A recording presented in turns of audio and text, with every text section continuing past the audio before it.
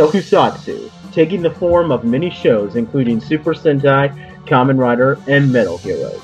And today, a group of fans come together to review it for you as Toku Secrets. Hey guys, and welcome to another episode of the Toku Secrets podcast presented by AnimeSecrets.org. I'm your host, Nathan Desa. And today we are going to be continuing our review of Juken Sentai Gekiranger as we take a look at lessons 22 through 31. I am Boken Silver, and I'm going to let the rest of the crew, we got the whole crew here once again to introduce themselves, so go ahead, guys. Hello, it's me, Shinken Red Patrick. All right. It's me, Gokar Red. No, That's don't Riz, do- by the way, guys. Don't. He's not Please. Mario. Yeah, don't do that. I'm And our Anthony. I'm Anthony, also known as Curry Green, and I'm walking the path of heaven. Cool. I'm sorry to hear that. It's from Kabuto. I'm watching Kamen Rider Kabuto now. Oh, I didn't know Path of Heaven. I didn't know that was a thing. Yeah. This catchphrase. I'm pretty sure Wait, hold on. Yeah, I think Kabuto was the Kamen Rider season that was airing at the same time as Gekiranger. Okay, that's What? a huge coincidence here. Wow, I forgot about that. Okay, or was it? Or did it air at the same time as Kendra? Well, anyway, Maybe it was. Kabuto was around the same time, but anyway, They probably, they confused. probably overlapped at the very least. yeah. So anyway, we got quite a bit to cover. So I'm gonna give a brief recap on what happened in Gekiranger last time. So Rio, our main villain, was started undergoing some training from people known as the Kinma, which are evil versions of the Fist Sages. The Sky One, Kata, who wields a Hawk Fist, and further training from the Sea Kinma, jellyfish wielder Rageku. The Geki Rangers encountered more of the Kinsei. Retsu got training from the Bat Kinsei Bat Lee, who trained him how to use the Geki Fan and Geki Bat, an auxiliary mech. John met the Shark Kinsei, Sharky-chan, who taught him how to use the Geki Sabers and his own auxiliary mech, the Geki Shark. We got some more revelations on the history behind the Juken, with how there were originally 10 masters of Juken, and 3 of them turned into the Kinma, and the other 7 became Kinsei. And there was a big battle where the Kinsei ultimately won. And when we last left off, the Geki Rangers were defeated. It was a 3-parter. The Geki Rangers were defeated in a direct battle with Rio, and they received training from the final 3 Kinsei, including the gorilla Gorien, the penguin Michelle Peng, and the gazelle Pion Bayo. This allowed them to unlock Kageki, which allowed them to use the Super Geki Claw and transform into Super Geki Rangers, and it gave them access to new Geki Beasts, the Geki Gorilla, Geki Penguin, and Geki Gazelle, all of which combined to form Geki Fire, and here we are. So let's jump right in. Lesson 22. QE date with a celebrity. This is kind of a John-centric episode. This episode, Rio is all angry because, he just lost to the Geki Rangers, and he wants to awaken the final Kinma, Maku. But they're unable to because this organ that that's like key to reviving him was lost, and apparently it's fallen into the hands of a celebrity that John and the other Geki Rangers try to impress so that they can get it. Couple of things. Geki Fire is revealed to be able to combine with auxiliary mechs because it combines with Geki Shark to form Geki Shark Fire. Maku is successfully revived when Melee steals the organ. Maku is the Kinma of the land and is the wielder of the Bear Fist. And at the very end of this episode, Master Shafu and Mickey, after Master Shafu senses that Maku has been revived, they decide that it is time to expand the Gekirangers with a new team member, and a mysterious man starts to is shown at the very end. One brief fun fact I want to bring up about this: when the Gekirangers are talking about the organ that Maku's organ, they discover it through a magazine that has the uh, organ labeled as a precious. That's actually a reference to the previous Sentai, Go-Go Sentai Bokenger, because precious are the artifacts that they hunt in that series. Pretty nice little fun fact there. So yeah, I just spoke quite a bit. Anybody want to kind of break the ice talking about what they thought about this episode? I'm going to go first to give everyone a quick stock. So, I was actually pleasantly surprised with John in this episode. He wasn't nearly as annoying as he has been in the past. His interactions with that celebrity were very endearing to me. He wasn't being selfish. He wasn't being his typical walkie whatever freaking idiot that he normally is. And he genuinely was trying to help the celebrity in his own way. And I thought that made this one of the better John focused episodes I've seen so far. Sadly, that doesn't last very long. But I do want to give props to due. Yeah, it'll be something we get to later, but he does better when he has good, I guess, suitable characters to bounce off of. But I don't know. It's weird how they managed to make a story relevant episode feel like a filler. Because this episode really didn't feel like it was important, but it really was important. So it was. You're right. This felt like a huge filler, but literally they're reviving Maku, who has a huge impact for the rest of this review segment, at least. yeah. Yep. So I mean, I don't know. I think this goes back to the problem of the Gekiranger writers don't know how to write something with a story properly. Well, I kind of said that like this is another episode where I think the villain story is amazing, but the Gekiranger story is meh. I mean, I get like I agree with Riz that maybe John wasn't unbearable in this episode, but I think my problem is that I just find it a little bland because like I don't know, him not being able to unlock Kageki again just well, first of all, it doesn't even get that much focus in this episode. And I also don't like how he steals the show with that because, like, are the writers are aware that like everything when it comes to Kageki is so far has always been with John. Like the writers are aware that Retsu and Ron have Kageki too, right? Especially it when doesn't seem they do. especially with the point of it. The last review session was that it was meant to be a team harmony mechanic. But then they make all of the focus episodes about it centered around one character. How do they do that? Mm-hmm.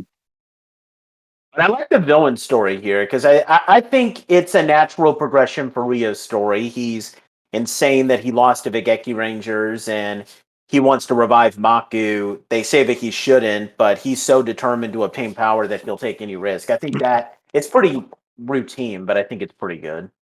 Yeah, but that's also kind of Good. That's also kind of just a theme of this season so far. Is the villain story is just so much more interesting. I mean, I think I said it last time, Pat, that at this point, I'm still rooting for the villains to win.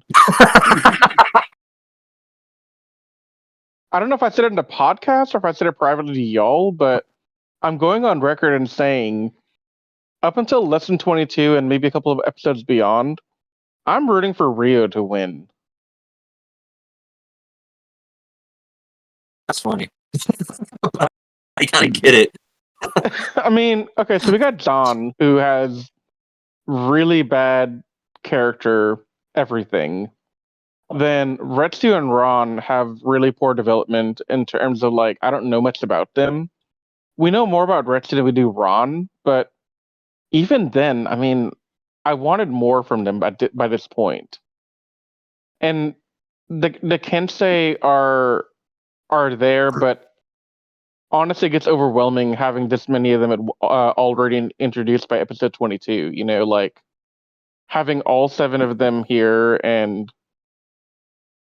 it's like I don't know them and I don't know how to process them. So it's very difficult to feel anything for their team, but it's very easy to latch on to Rio and Melee because there's only 2 of them, and they get really good focus compared to the main protagonist.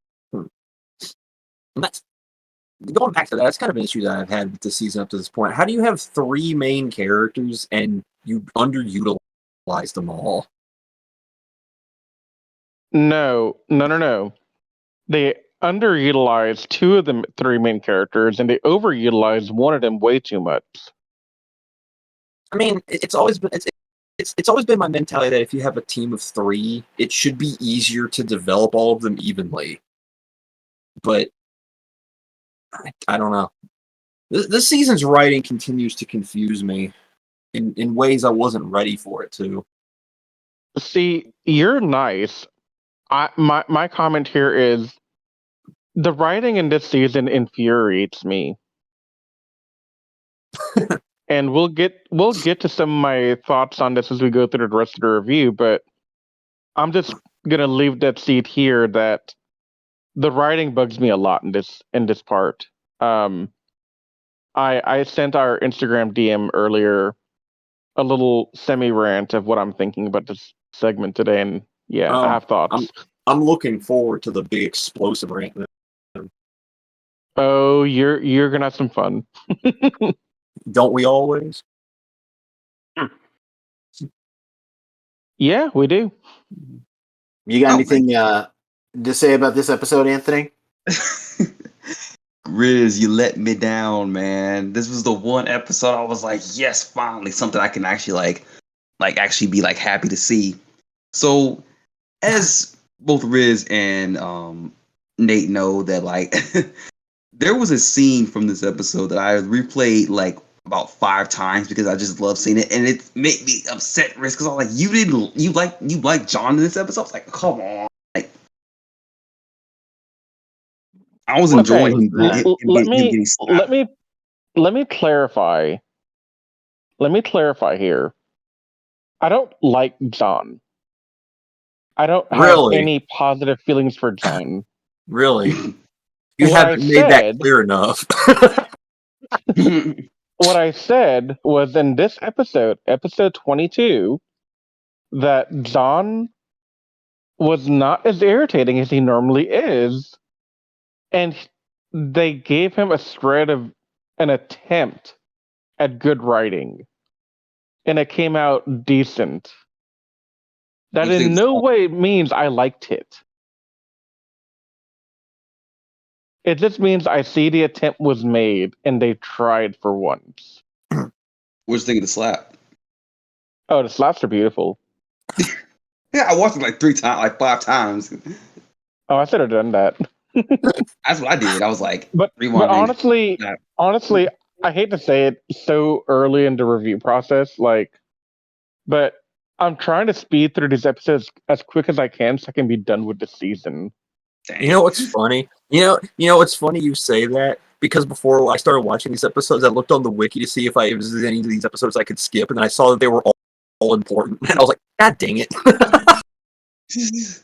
Oh, you look at the wiki beforehand? That's a smart idea. No, just for this, just for this session. I wanted to see if any of these were filler that I could skip, and none of them were. I was like, God dang it. I have to watch all of them.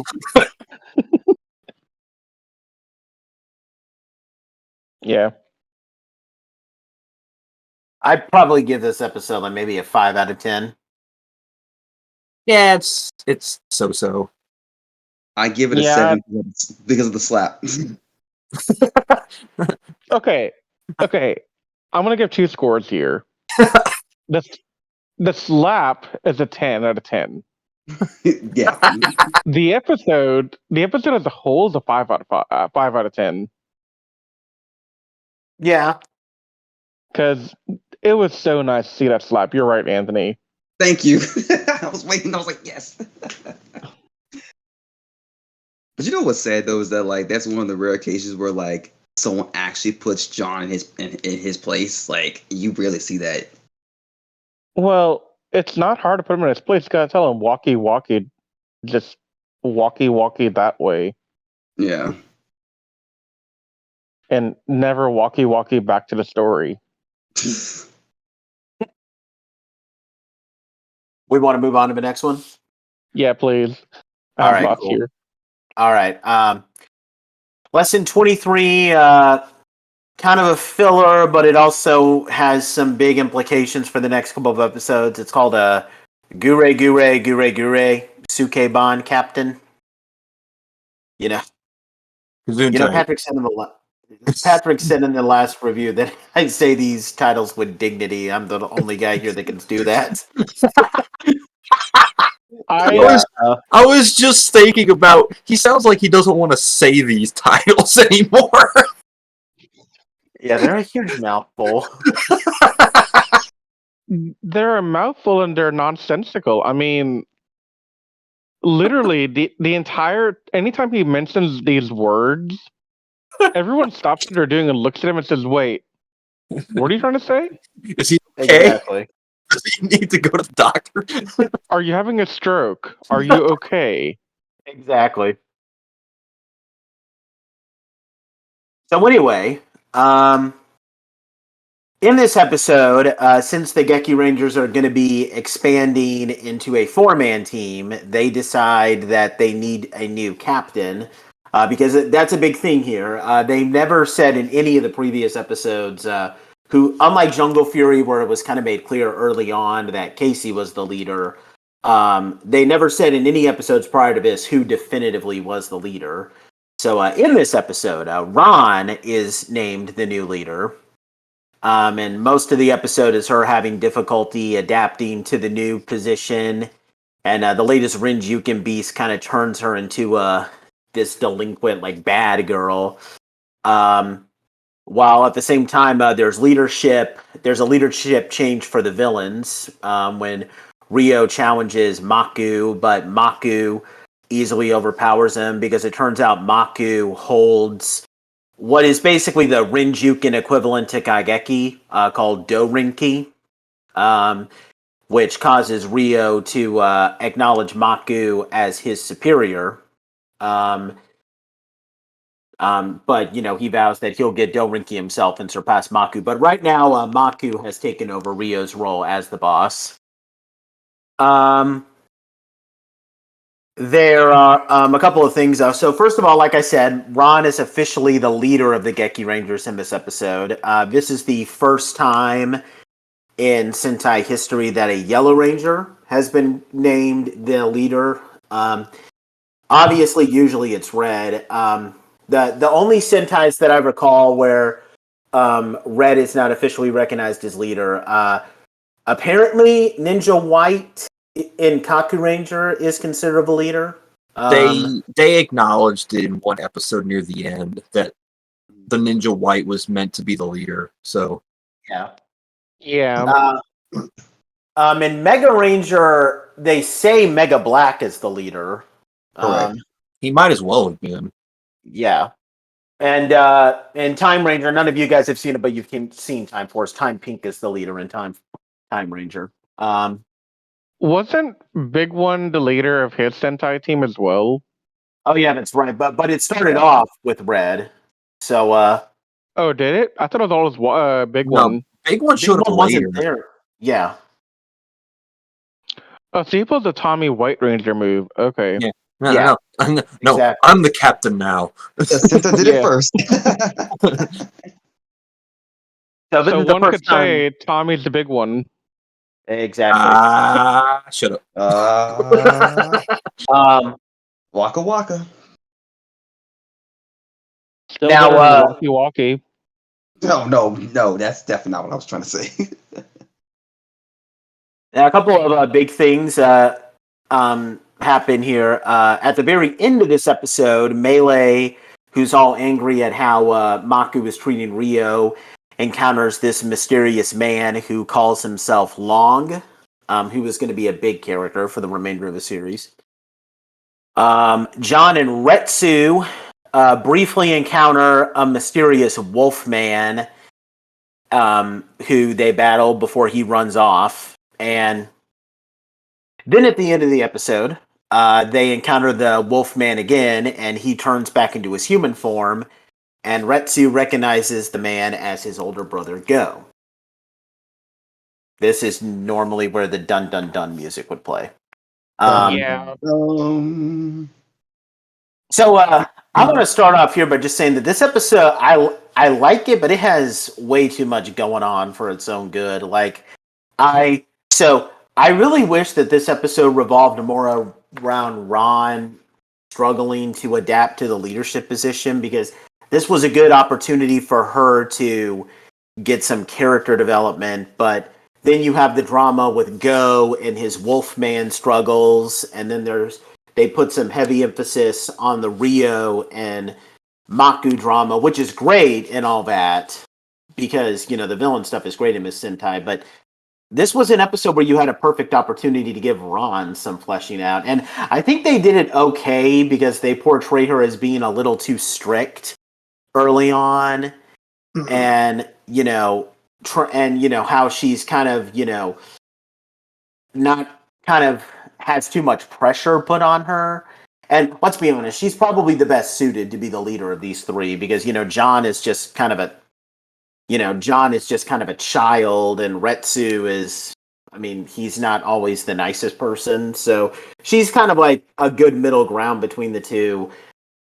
But there should be more in this episode, I think, if you know what I mean. Yeah. They almost treated her being labeled the leader as an afterthought. It was. Because it really wasn't acknowledged that much past this episode anyway. No, and so I have questions here. But first I want to make a statement. Okay. Jungle Fury did this episode a lot better. It did. Because when Lily turned evil, it was handled way better. Oh, yeah. Like, it was more funny. It was more interesting. The Fran and Lily interaction is by far one of my favorite memories of Jungle Fury. And this episode, while it's the original and what they used to adapt to make Jungle Fury, this is nothing but a shadow of what it could have been. And so my question number one, what criteria did they use to all of a sudden say Ron's the leader? Because, okay, yeah, I get she's the best qualified of the three, but they barely go into that in the episode. They just say, oh, hey, you're a leader now. Okay, thanks, bye. And then that's it. That's exactly what happened. Yeah, it bugs me. They could have done so much more with her character, because, spoilers, even up till the end of this batch of episodes we're watching, I know nothing about this girl. And I want to, but I don't know anything. We're going to be 31 episodes in by the end of this, and she's still a cardboard cutout. No, right. Cardboard cutouts have more development than she does. They can at least stand on their own 2 feet. Dang. But she falls over because she has no development. So if they wanted to add a character, if they wanted to put a character in as a leader, again, go back to a complaint I had earlier in the season. Why not just make Miki a ranger? Give her a Deca Master-esque persona or something, Yeah. I mean, way they handled RJ was so much better than what they did here. Oh, yeah. Yeah, where he was already there and they turned him from leader into a ranger, a mentor into a ranger. Yeah. I mean, even in the beginning, before when Casey was still learning how to be a leader, RJ was the leader. Mm-hmm. So I don't understand. Like, okay, I understand the default in our culture for Sentai is the red is our leader. And I know they tried to push for a little while that Zahn's the leader, but no, he's not. He's nowhere near leader. God, no. It's just mm, Ron. If you want to make Ron the leader, I'm totally cool with that. I am 100% on board with that. But to make this episode have any impact, we need to have Ron be more established and more well-rounded by now. So that we could all say, without a doubt, okay, yeah, Ron's the leader. Just like we could say that Kaku White was the leader of the Kaku Rangers. Mm-hmm. So, yeah, I'm disappointed in this episode. Again, the only good part of it is the Melee, Ryu, and Maku stuff.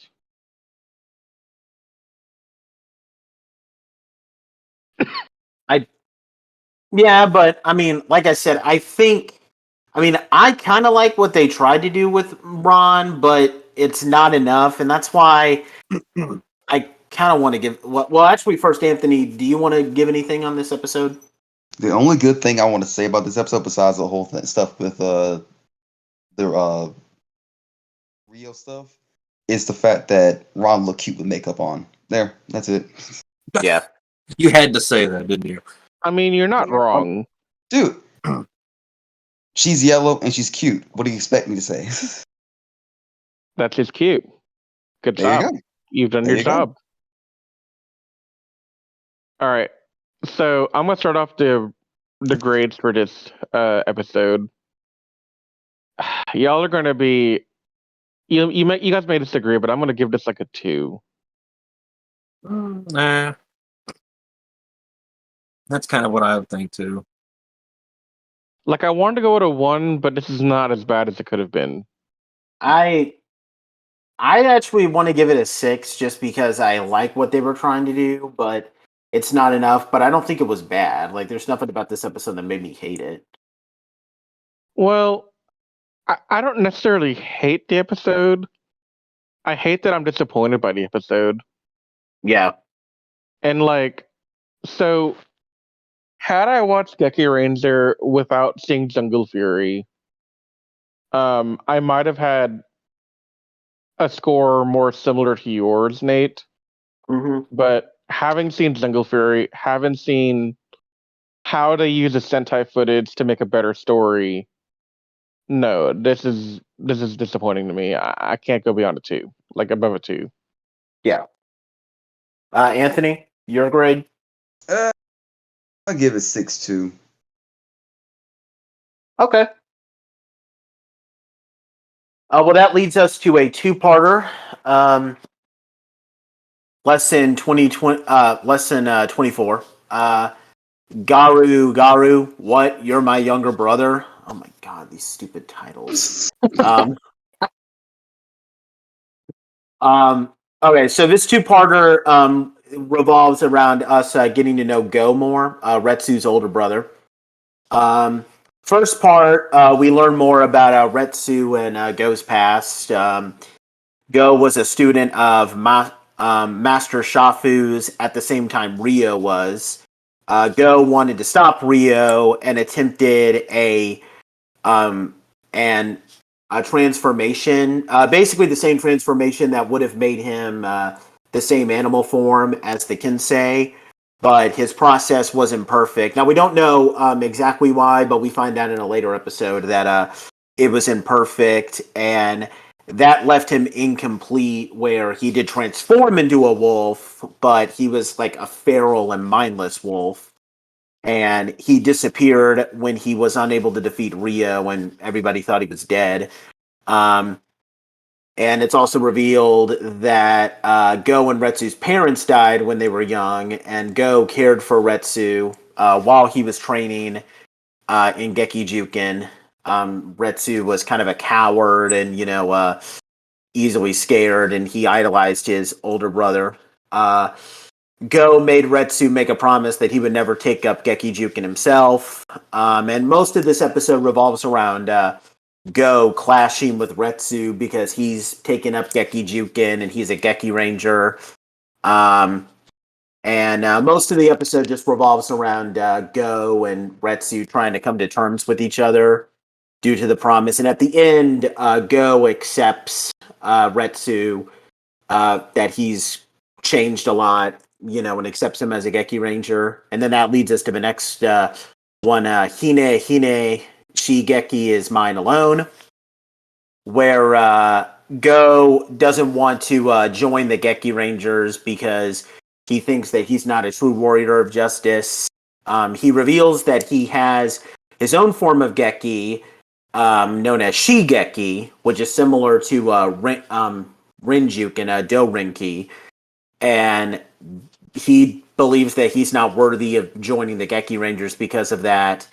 But then Natsume, who's Miki's daughter, and for those who don't remember correctly, she helps him overcome his wolf transformation. And when he saves her from melee, he realizes that he's truly meant to be a warrior of justice. And he's given his own jacket and a gong changer to become, which was specifically made for a Shigeki. And this allows him to become the fourth Geki Ranger, Geki Violet. This is the first Sentai Purple Ranger in history, which was awesome. We'll talk about that a little bit later. Go was able to summon his own Geki Wolf, Geki Beast, which can combine with Geki Toja to form Geki Toja Wolf, where the Geki Wolf replaces Geki Cheetah as the right leg. And the big thing at the end of this episode is that Rio gets angry that the Geki Rangers and Go, whom he knows all have these new powers, and he lets out rage, which causes him to realize that he has Dorinki too. So that was big. What did we think of this new two-parter with the introduction of a new Ranger? What did you guys think? A character I like. Yeah, 100%. Definitely. Go is amazing. So I'm gonna start off by saying Go is amazing, but still not anywhere near RJ level of good. No, Just want to We're throw that no. out definitely there. gonna be that level. But Go's story is really good, and I like that. Okay, so I like his story. I like his character arc. I also find it interesting that in 2 episodes, I know more about Go than I do about Retsu and Ron combined. Well, you know more about Retsu a little bit now than he is his brother. I mean, I know a little bit more about Retsu, but I mean, it's because they're brothers. Like, you don't really know much more about Retsu beyond the fact that he was a wimp as a kid. His brother vanished and he became a Geki Ranger. Okay, like, I feel like we could have gotten more about him prior to now, and we didn't. Well, to be fair, Because at you have that least one episode about the art. he has more than what he did prior. So it's like, Yeah. Yeah, but I mean, in 2 episodes, I get more development than I did for Retsu and Ron in 25 episodes. That's the point I'm trying to make. I understand. Maybe I just view it differently than you do. I guess. Yeah. Like, I definitely see what you're saying. I think Retsu's got some development here, and it's good. But too little too late to have made a good impact because Retsu could have gotten something before now beyond the fact that he's an artist that's world renowned. Like, they could have dug into that a lot more throughout the season, but they barely touched on it until this episode where, oh yeah, by the way, as a kid, he was a really good artist, and Go wants him to pursue art and not Geki Ranger stuff. Do I you do like think? the. I'm sorry. Go ahead. I'm just gonna make this quick comment. I do like that Go said at one point, when he was watching them fight, that the way Retsu fights is like art. I thought that was Yeah. a really good line. Yeah. Go ahead, Anthony. What I was gonna say was that, like, do you think that they made the character go this way because the lack of development Retsu gets? I think not. I think so. Retsu getting any kind of character development here is the side effect of Go being introduced as a character. If that makes Oh. sense.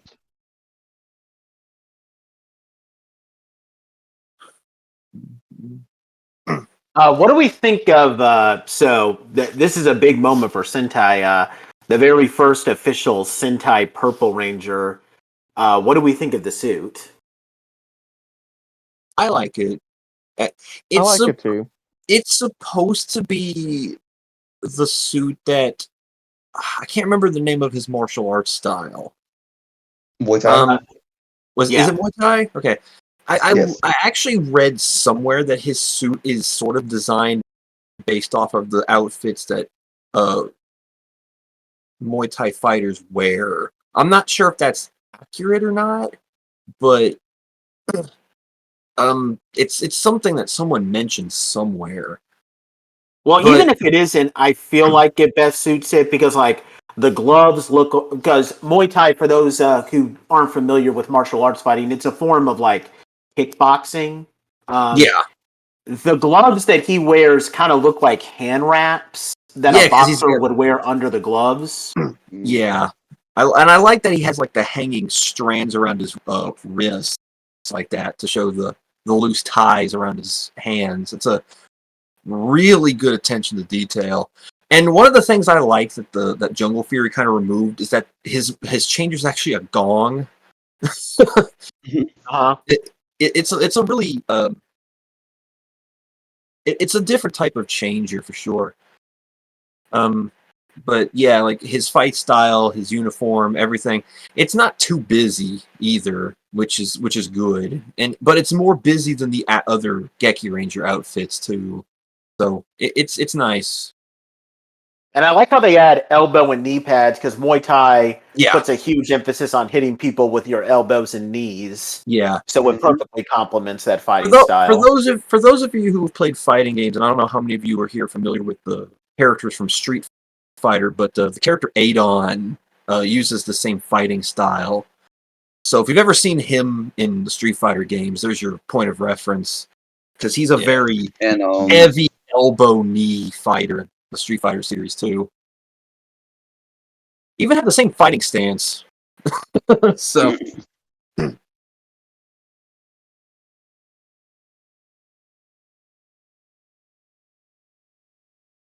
Do we want to say anything else about this episode? I didn't have a chance to get in my word on the episode. Yeah, go ahead. Go ahead. Going, badass. There's a part of me that wants to think that him being introduced as the wolf guy and then being recruited into the team happened a little bit too quickly. I didn't want something that drug out as long as, like, let's say Zanaku and Gal Ranger and Wild Force, but I feel like all of this was just too quick paced for me. He's a good character, and I like the kind of more serious dynamic he brings because he's a lot more stern than the other three that we've had up to this point. But this whole thing of him appearing and being introduced, and even in like the next episode or two where the wolf thing gets cleaned up, it's just all too fast for me.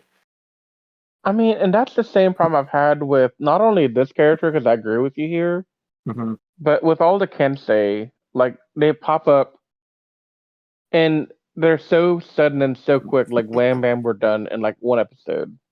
Yeah, and Like per Kensei, we get like one episode, then we get like 3 Kensei in one episode. Like going into this, because it was excusable for Jungle Fury because it's like 20 episodes shorter. So I expected things to be a little bit quicker pace, but here it seems like they just dump everything on us in like bulk. Because just skipping ahead a little bit here, we're like 2 episodes away from Geki Chopper being introduced. Like we just got Geki Violet. Why the heck are you introducing 2 new Rangers in the span of 4 episodes? Calm down. Yeah, Right. and so We have like time. this feeds back into something Nathan said in an earlier podcast. I don't know if it was in the first or second, but he said Gekiranger does the mythology better than Jungle Fury. And after watching these two episodes, I kind of agree with him that the mythos and Gekiranger is better with stuff like the Sageki and the triangle and all that. Um, but I feel like they assume we're going to understand and latch onto the idea of their mythos in the span of like one episode or not. And, we know it inside and out. It'd have been nice if we had been given this stuff a little bit every episode instead.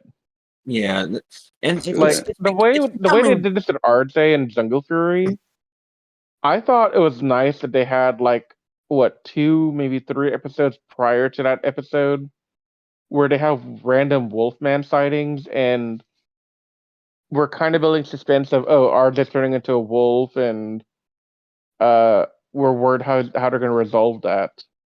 Yeah, how did a season that was more cut for time stretch the story out and pace it better? I don't know. But Jungle Fury does a much better job at pacing and storytelling, in my Yeah, opinion. because this season is either nothing or everything all at once, and there's no it's in all between. walkie-walkie or knocky-knocky. I don't know. Gosh. But yeah, other than that, I do like the tonal shift he brings to the team because, like I said, he's a lot more stern, and I think this team needed someone who was more dead serious, I guess is how I want to describe him. Now, one thing I do want to touch on here, and I'm going to probably steal Nathan's thunder, but I don't really care. I have issues with the Gekitoza wolf. And this is something I have issues with in the Sentai and in the Ranger. I really want a Geki wolf to have a battle mode. And they don't. Actually, let's talk more about that in the next thing because that's where it kind of relates to it. I thought this was in this one. Well, okay, yeah, but in the next episode, that's where I kind of wanted to reserve this because Okay. because that's when because here he pilots it with the other Geki Rangers. In the next episode, that's kind of revealed what he does. Okay, well, let's go on to the filler. Yeah, I give this 2-parter. I like Ghost Story. I give it about an 8 out of 10.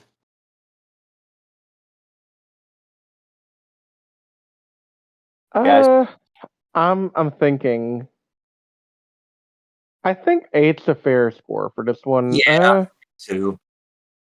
I wanted to ding it a little bit more for the fast pacedness, but honestly, Ghost Story was good, and that's all that mattered to me right at that moment. So I'm gonna stick to my 8. Anthony, what do you think? I give it an 8 too. Wow, we actually all 4 agree. Yeah. Dang. Shocking. This never happens. Okay, so we got next episode, kind of a filler. It revolves around both John and Go. It's called Mohe Mohe, Consult Your Worries. Where in this episode, John is irritated at having Go on the team, and Go is considering fighting separately to avoid disrupting the triangle. A couple of things about this. Go reveals that his Shigeki allows him to use his Geki Wolf to summon Geki Tiger and Geki Jaguar by himself, so that he can form Geki Toja Wolf by himself and fight alongside the other Geki Rangers and Geki Fire. So Geki Toja Wolf is basically Go's personal mech. We'll talk about that in a second, although Riz kind of already preluded to that. Rio confronts Gorian and Michelle Ping in this episode on whether or not he can defeat Maku.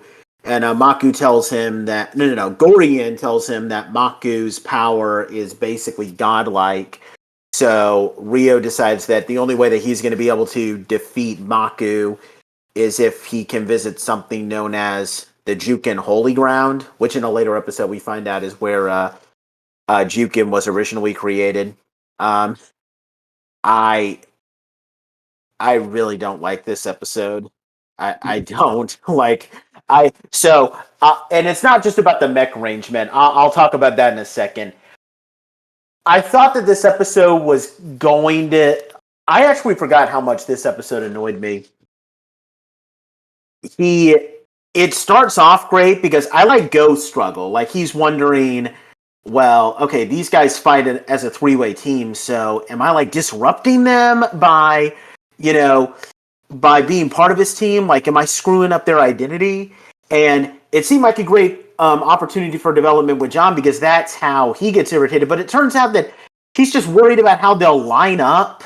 Like, I just rolled my eyes at that. That was so annoying. Like the Jungle Fury episode, the Jungle Fury episode, in my opinion, might actually be one of my favorite Jungle Fury episodes because it's a legitimate.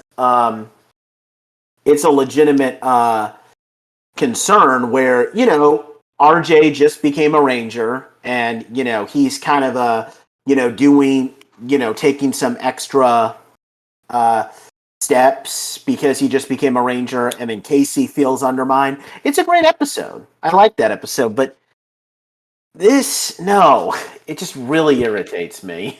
I did not like it.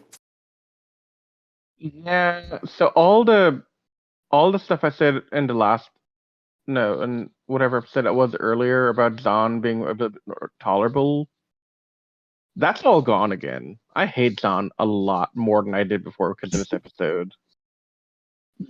Like, I thought Zahn was legitimately feeling threatened about Go being more experienced and maybe he'll replace him or something similar to the Casey and RJ struggle, right? But no, he's literally just worried about where does Go stand when they're doing their Henson. And he literally has to go to Gory Yen and Marcel Ping to figure this out. Like, Yeah. he has to go on this spiritual quest to figure out who stands where in the lineup.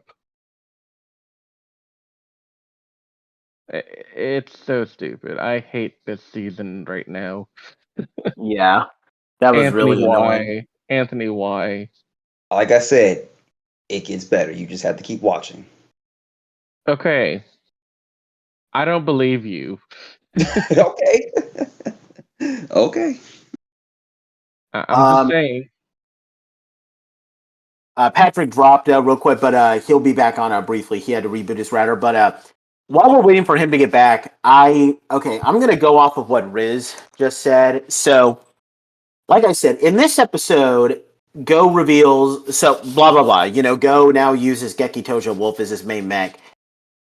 I hate that. And this is why the Gekiranger mech line to me is really disappointing. Because, okay, Go's mech, his personal mech, is basically a glorified auxiliary mech. And from now on, he's basically just going to be using the main mech as his own personal mech, which I just think is stupid. So it's a huge wasted opportunity because, like, you could have done a bunch of different things with this whole thing. Like, you could have, so in this story's case, you can say, okay, Go's Shigeki ability gives his Geki Wolf the ability, different abilities compared to the other Geki Rangers. Like his Shigeki allows him to transform his wolf into a warrior mode. Or, and it would have worked in RJ's case, because, RJ and, Power Rangers, his case, I mean, his skills is like on par with the Pai Schwa Master. So RJ's basically like a Kinsei equivalent in Jungle Fury.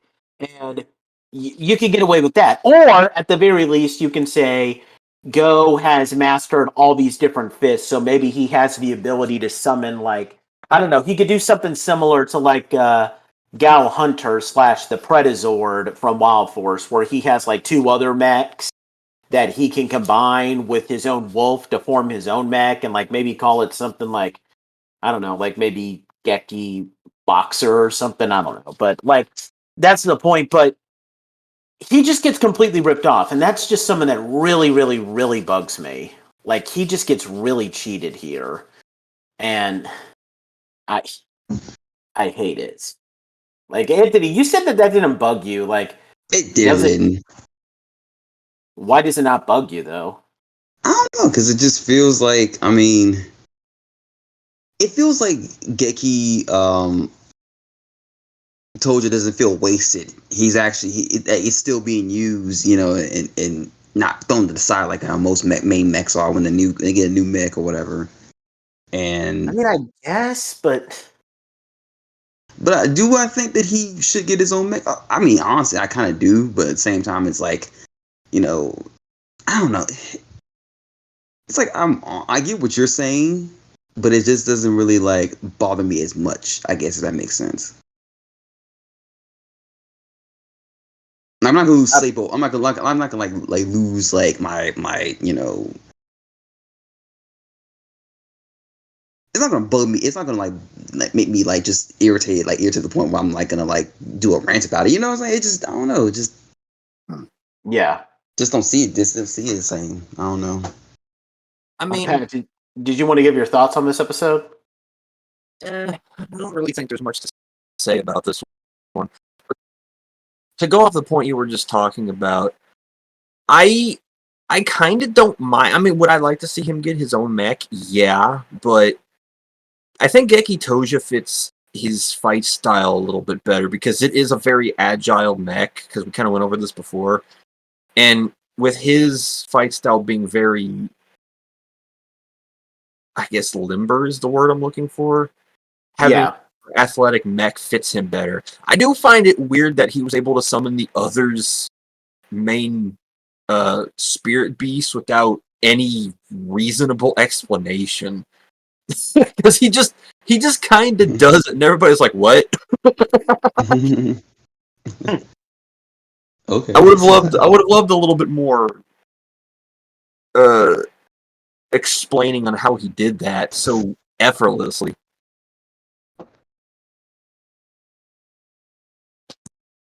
I'm Riz. Riz stepped away, but he told me that his score for this episode is 3. I'd probably give it a 3 too. What about you guys? It's just there, kind of. I give it a 3 too because it really irritated me. Hold on. Also, they didn't even resolve his issue, because his issue was how am I going to fit into their triangle, and then they just drop it. Yeah. Never got resolved.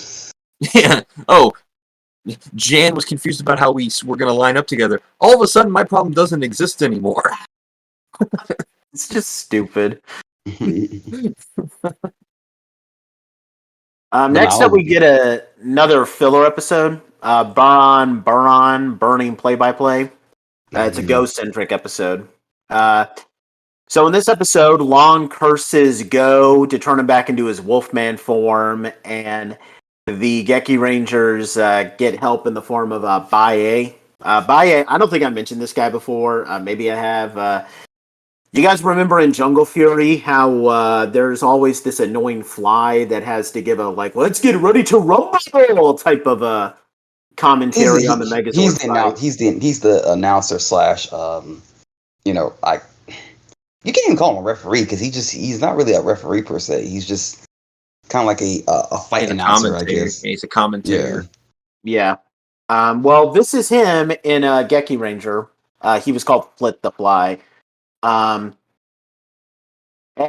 we find out more about his backstory, where he was apparently someone who fought Melee during the original battle between the Kinsei and Kinma.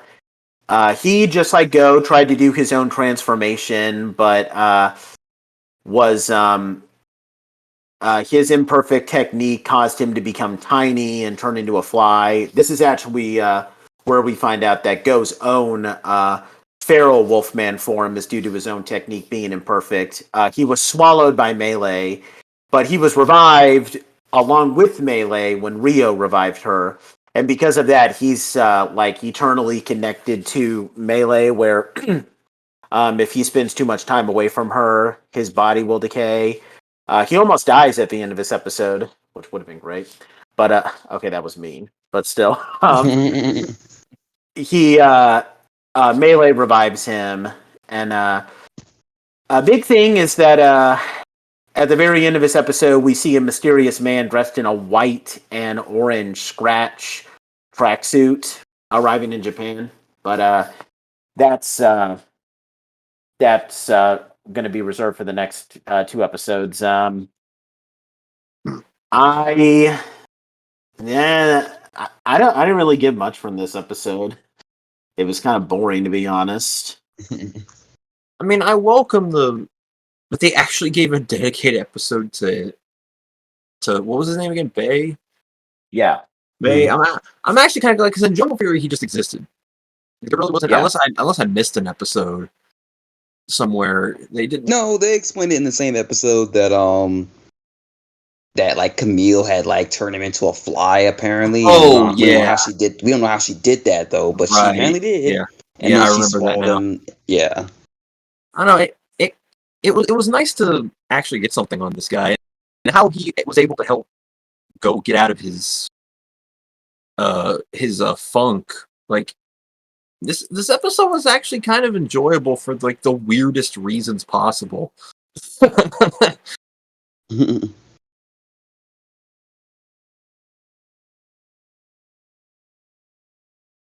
Basically.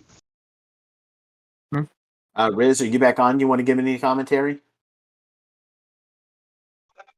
Yeah, so my 2 cents here are, I think this is a almost no same kind of story that we got in Jungle Fury in regards to the fly. But I think while I like Bay as a character, Kelson, forget his last name. Person. There you go. He does such a phenomenal job as the Fly, Flit in Jungle Fury that I can't help but compare him to that. But the story is all the same. I mean, he was a warrior. He fought with Melee's Power Ranger counterpart, and he ended up symbiotically attached to her by the end of the episode. So I thought the story was all pretty direct, back and forth comparison. I do like the episode overall, though. I thought it was a fun episode.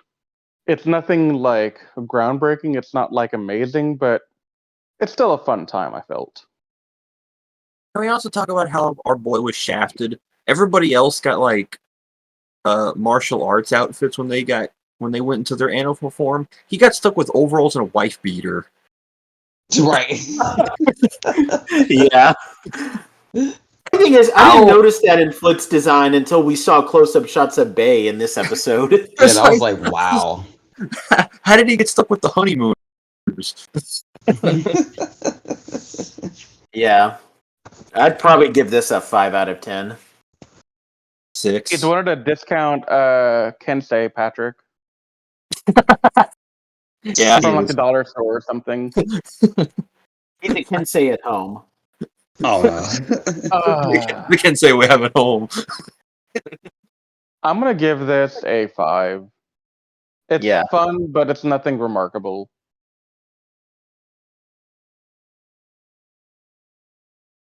Patrick, Anthony? 6. I'll give it a 6 too. Cool. All right. Next up, we got what's kind of a sort of 3-parter revolving around a special weapon as well as a brand new character. It's called Bishiki Pekin Out. I have no idea how that relates to anything, but anyway. In this episode, the Gekirangers encounter a former student of Master Shafu. His name is Ken Hisatsu,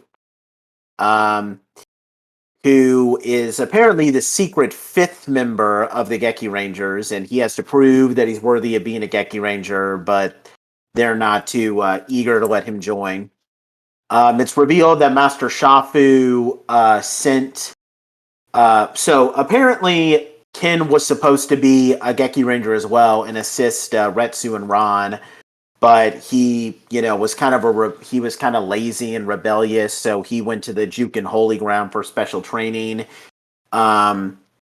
Apparently, even though Ken is very rebellious and like lazy, and he doesn't have any special Geki, he's a master of he's the only master apparently of an old fighting style called the Fierce Beast Rhinoceros Fist, which is themed after karate, where his Geki kind of turns into a diamond hard energy.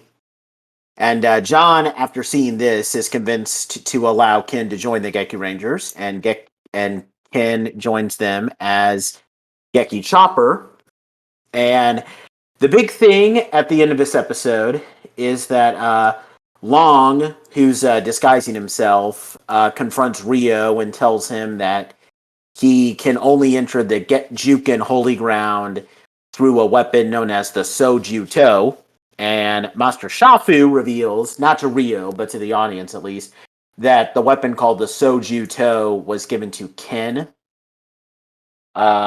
So we got another Ranger joining the team. What did we all think about this new Ranger introduction, guys?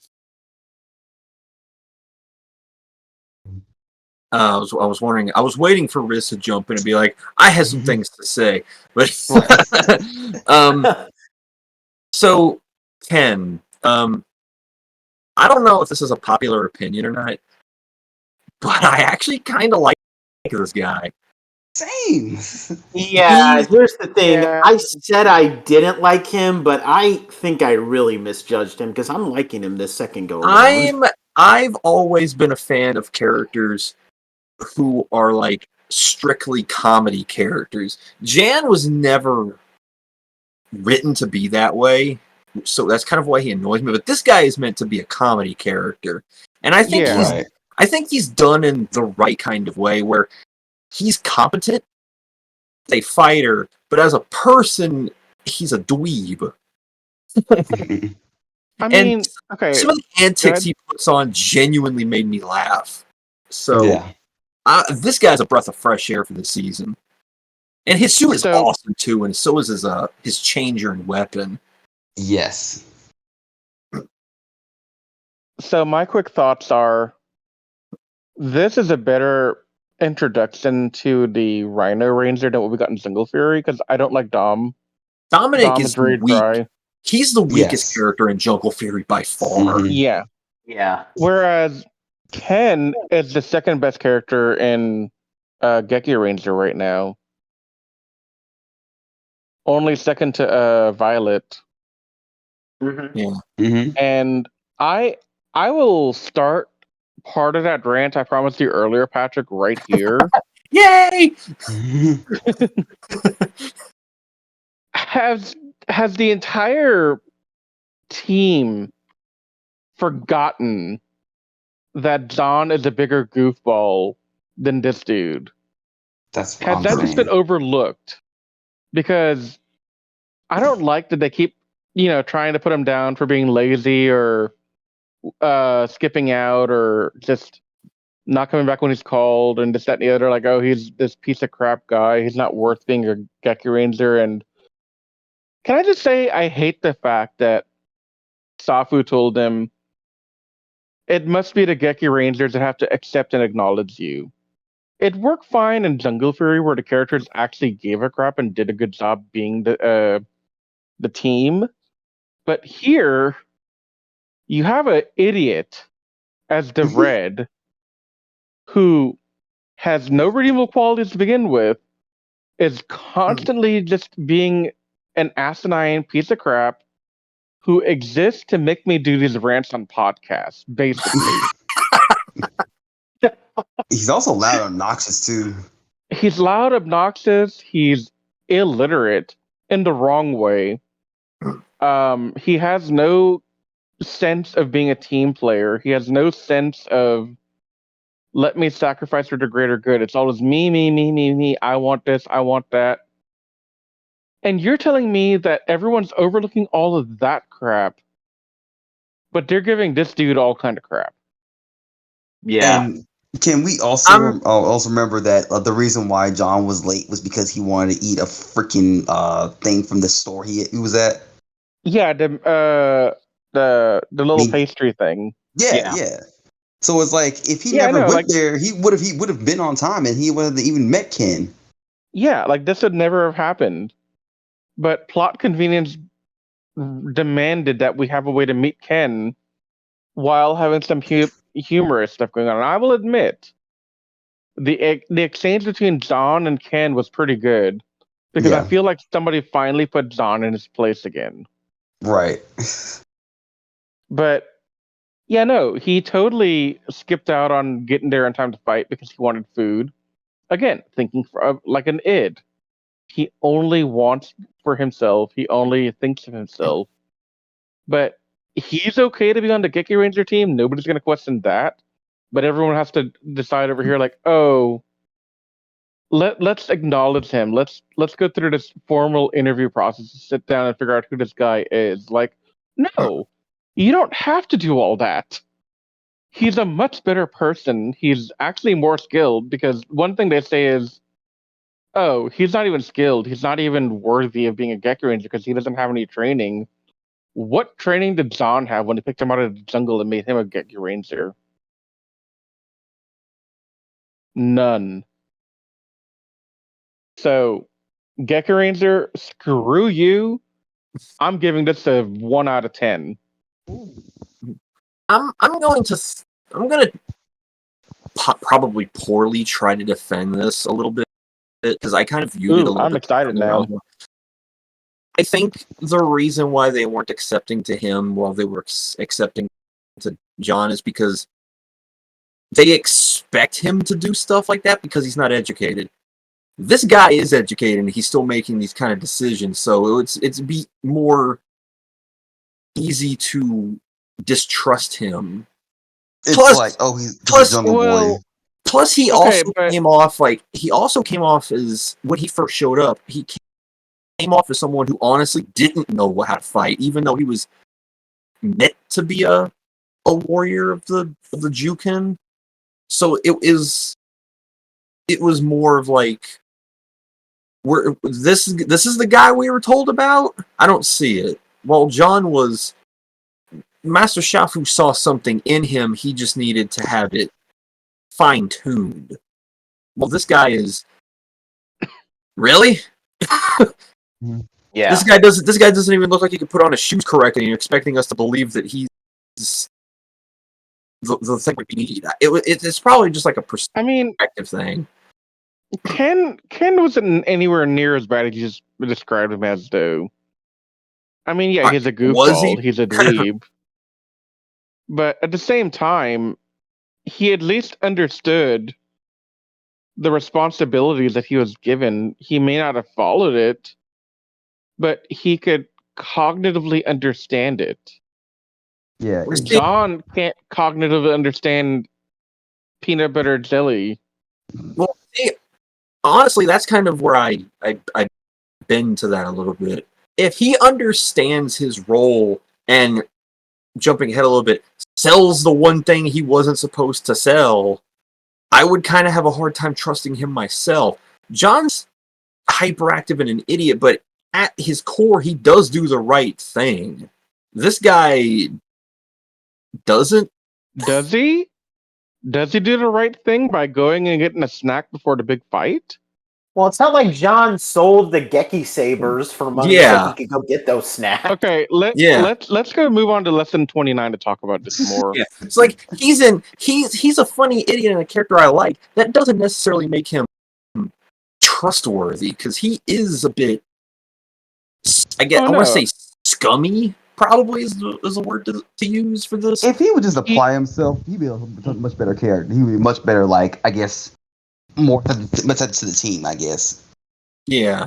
I mean, I see what you're saying, Pat. I do, and I agree with you on most of the stuff. That yeah, Mhm. it's harder to trust him, but this implies that they give any trust whatsoever to John, and they shouldn't.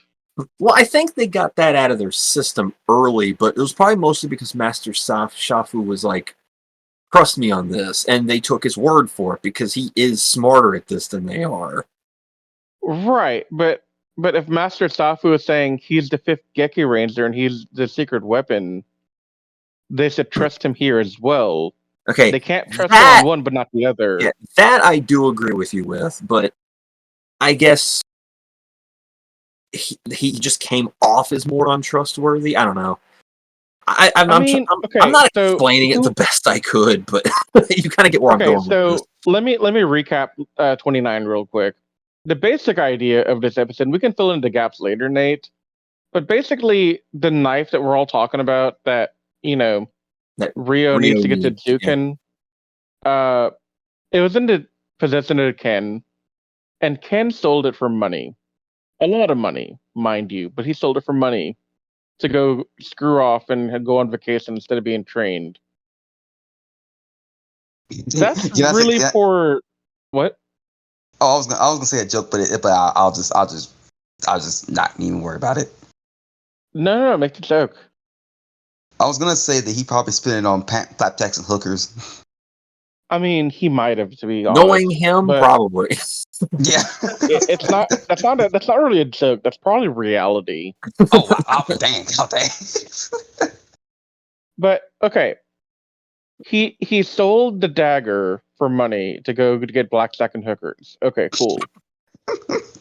That's fine. He did the thing. He screwed up. He made a mistake. I just don't think that is any less colossal than any of the stupid stuff that John's done. Where Lee and I remind you, in the last set of episodes we reviewed, he forfeited saving Safu because he didn't want to play the game with Ella, with no, not Ella, it was Gorilla. Gory. He literally threw away the chance to go save his master because his pride was too much to overcome. They're the same person in terms of bad decision making. I don't care what y'all say. Okay, I think the dagger, throwing away the chance to save their master, same thing. But I think he knew where it was at, as opposed to like, oh, I think it's too hard. I can't do it, and it's like you didn't even try. He didn't try. At least Ken knew what he was doing, and he knew how to get it back.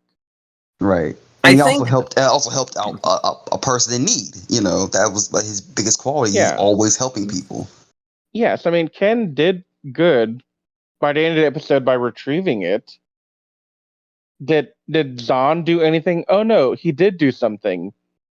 He failed to do the test, and then he got rewarded with Super Geki mode. Yes, that makes a lot of sense. I think the point I was trying to bring up earlier, I can better word it this way. John means well. How he expresses it and shows it isn't very good.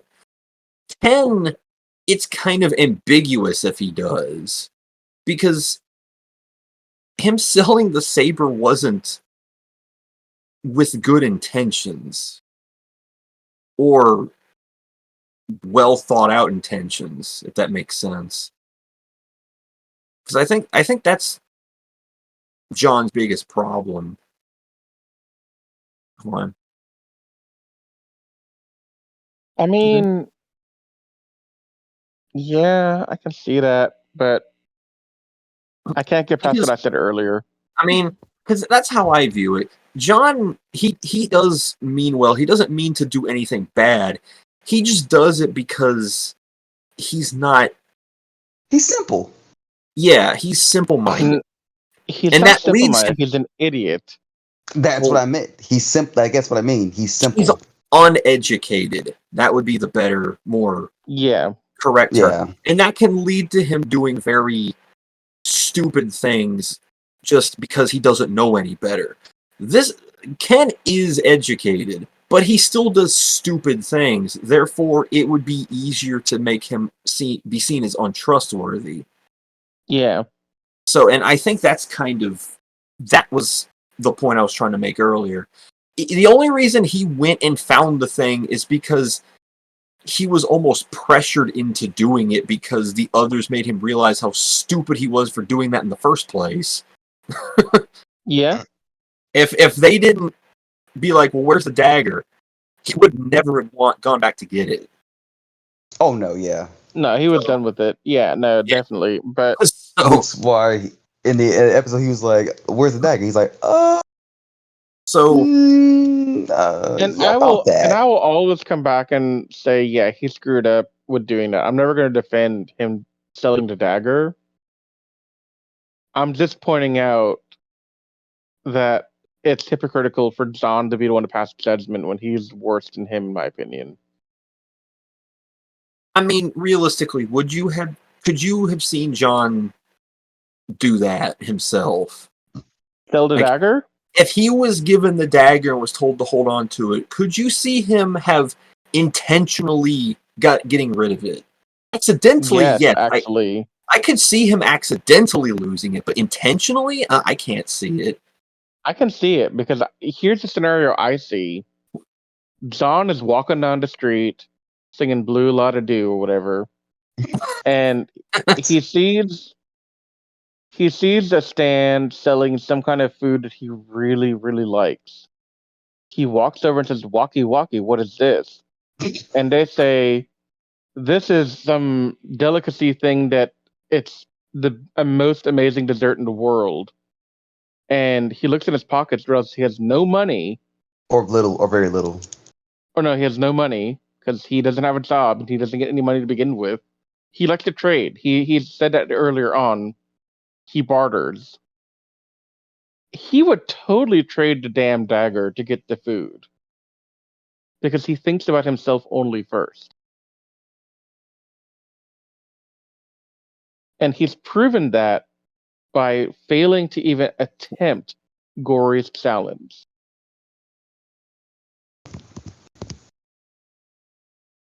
I don't know. It's sort of like you trust Ken to to be able to I guess help you with babysitting or whatever. But as far as John's concerned, no, I would never I would not have him anywhere near my kids. Honestly, with babysitting, I wouldn't trust either of them. No, I wouldn't trust either of them with the job. No, If I was Yeah. going to trust anyone with Definitely. babysitting, it would be Ron. Definitely no. John would Because have. Ron's already babysit. Because you know I'm picturing it now. Freaking, he's probably teaching my kids like that stupid catchphrase like "Walkie Wiki Nikki." I'm like, no, See, no, get out. John would have the baby laying in a pile of sugar. Ken wouldn't even be at the house when I got back.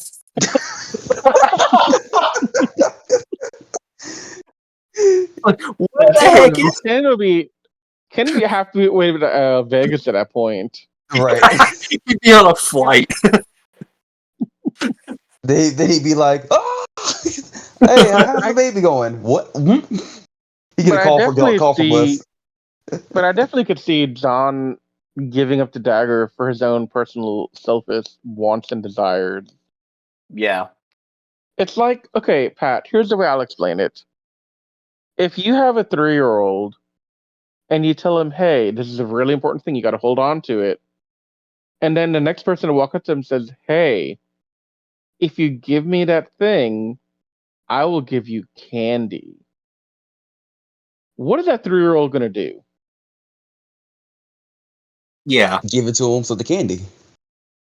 Same mentality John had. There's no difference in mentality here. Yeah. Except, I mean, John is actually a child, though. That's the thing. I'm not saying I don't totally see a situation where you could do it, but I don't know. Yeah. John's a child, and Ken's just irresponsible. That's really the only difference. Yeah. I know Patrick already briefly touched upon this, but what do we think of Geki Chopper's suit in general? Like, because we got another new Ranger introduction. What do we think of the suit? Anybody want to talk about it first? I don't know if I like it. What? Really? Why I not? think the color scheme kind of bugged me. I thought the white Ranger in this context was not the best color idea. I'd have preferred him being more gray for a Rhino. So I can Gray and understand. orange.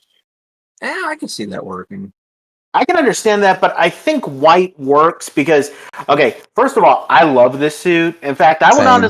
I would say that it's like one of my top 10 favorite individual suits because, okay, his fighting style is themed after karate. It Yeah. looks like a karate uniform. Mm-hmm. Um, so so that's already awesome. And the helmet with the rhino is also really great. My only real complaint is that I wish that he used the gray helmet as like a weapon or something like that. But and his changer is also great because his fighting style apparently he likes to use more open-handed chops. So his big weapon is like this huge blade that folds out, which would work like an open-handed chop.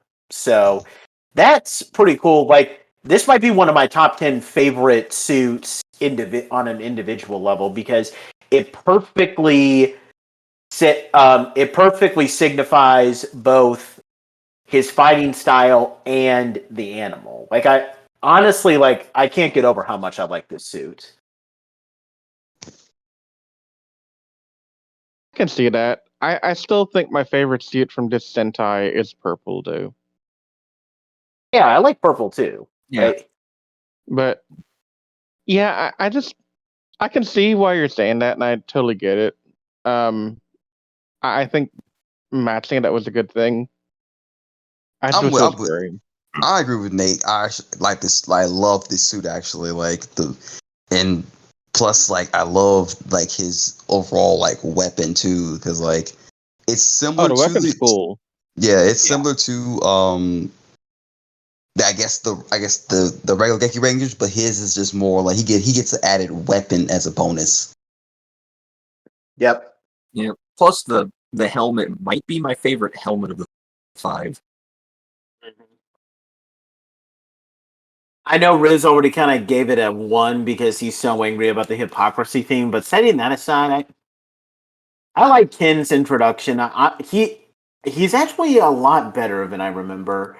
And that's why I want to give this Me episode too. just on Ken alone. I want to give it maybe an 8 out of 10 just for a Yeah, new Ranger introduction. I'm giving it an 8 too. Plus his first battle was actually pretty impressive. The whole cutting the water in half thing. Yeah. Yeah, that was beautiful.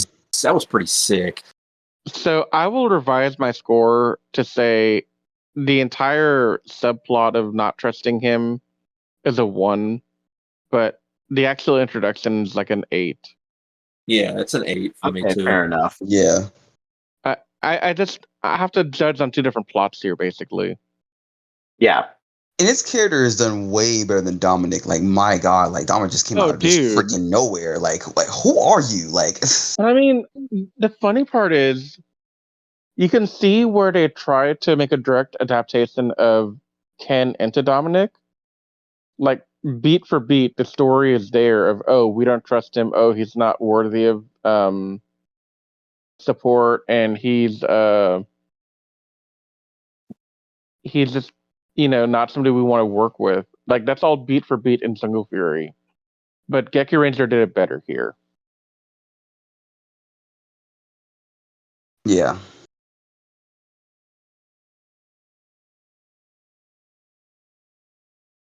Do we want to move on now, guys? Okay, Yes. I'm just gonna. Okay, cool.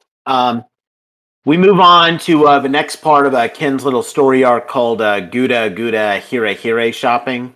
All about the Sojuto. We've already kind of discussed this. This is kind of going off of what we just had a big argument about with with Ken selling the Sojuto, where he and Retsu go to reclaim it from this old woman that he sold it to, and they have to try and fight her off because she holds a grudge against Geki Juken users because of her experience with Bat Lee. And at the end of this episode, Ken helps the merchant, her name is Hanyan, make amends with Bat Lee, and she gives him the Soju To in return. And Melee is told to get the Sojuto for Rio since it's the only way for him to enter the Juken Holy Ground. I like how Ken, tries to charm Hanyan and try to help her out, but honestly, there was nothing about this episode that really stood out to me. I don't know what else to say about this one other than this woman has this thing going on with Bat Lee. That should leave more of an impact on me, but it doesn't. Well, and the reason why is because we don't really know Bat Lee. So how can you have an impact for a character you don't know? Couldn't we do one with Sharky Chan? Because he's the one Kinsei that we all love. It'd be fun. I actually thought this episode was pretty good in the way they handled the hunt for the dagger. Yeah. Jungle Fury, I didn't like it as much. It was decent. It got the job done. Where Dominic left it in a cushion in a restaurant booth. I get it. That's fine. But here, it actually had there's more of a story going on here, at least a little bit. And I like that better than what we got in Jungle Fury. Plus, Ken trying to sweet talk everyone was really fun. Yeah. Patrick, Anthony, you want to say anything? I like this episode. It was actually pretty competent. I did not remember how Ken had lost, well, not really lose the dagger, but the fact that he was able to not only get it back, he was able to also help the old lady out with her issue with Bat Lee. But I just, it just seems off because I wouldn't think that Bat Lee would just up and just leave some woman that was in love with him like that. It don't seem like his character. He just seems oh, I'll just, I don't know. He could have at least wrote to her saying, hey, I hope you're doing well, blah blah blah. But I don't know. Patrick. This I felt this episode was a little bit too cartoonish. The whole my bedroom is up here and I got an air vent with spikes in it. Okay. Sure. Yeah. I probably I give it a 6 out of 10 just because there's not much to it, but I don't remember anything about it that made me hate it. So it's just average. It's just there for me. Honestly, I forgot this episode happened until you started explaining the episode. I was like, oh yeah, I did watch this. Yeah. So it's like a 4 or something. I'll give it a 6. Yeah. I'll give it a Anthony? 7. I'll give it a 7. Cool. Fun, generous. Okay, we got 2 more episodes left here, guys. This next episode is a conclusion of the Sojuto, called the Say de Do Do Woman. Oh my god. Oh, that's terrible. That's the worst freaking title I've ever heard in my life. It's starting to wear on you finally. It wore on me from episode 1. I know. So in this episode, Melee is trying to get the Sojuto from Ken, and she challenges him to a fair one-on-one duel to obtain it. But Long interferes, and basically, even though Melee wants to kind of do one-on-one, Long kind of makes things complicated by convincing Melee to kidnap Ken's younger sister named Sachiko. And Ken defeats Melee in a fair fight, but then Melee actually ends up getting the Sojuto because Long kind of convinces her to threaten to kill Sachiko in exchange. And Melee actually exhibits her own Dorinki power from the frustration with herself for stooping to such a low level. And at the end of this episode, Rio, he was imprisoned by Maku for challenging him. Melee frees Rio with the Sojuto, and they go to the Juken Holy Ground. I love this episode. It's I would say that this is a melee centric episode, and I love it because it really shows how even though Melee may be a villain, she's not. She is a very honorable villain because like when Long is saying, "Hey, you should kidnap Geki Chopper's sister and then threaten to kill her," and then she's all like, "No, that's going way too far, man. Like, why would I do that?" Like, it shows that she's not like your conventional villain. It's like Villamax from Lost Galaxy. Like literally that same thing where like Villamax says, "Okay, Red Ranger, if you surrender yourself, then I'll let your friends go." And then he surrenders himself, and he says, "Okay, release the Rangers." And then Deviant is all like, "What? Really? You're actually going to let them go?" And then Villamax is like, "Yeah, I have to honor my promise." It's that type of mindset with Melee too, and I know Mhm. it's simple stuff, but I really like that with villains. Yeah, where she's a villain solely because of who she's with, not necessarily through her own actions, basically. Mhm. Yeah. It was also nice to see our new goofball get put into a rather serious situation and how he went about it. Because he's made it clear that he's smart in combat because he basically punked Melee in this fight. um, but yeah, he's still an idiot. Yeah. Riz, Anthony, you want to say anything about this episode? I love this episode a lot. Yeah. Same. Yeah. I think it's sad that in 4 episodes, again, we got more info on Ken and his personality and his background and his family and everything. But literally 30 episodes in, and we don't know jack about Bran.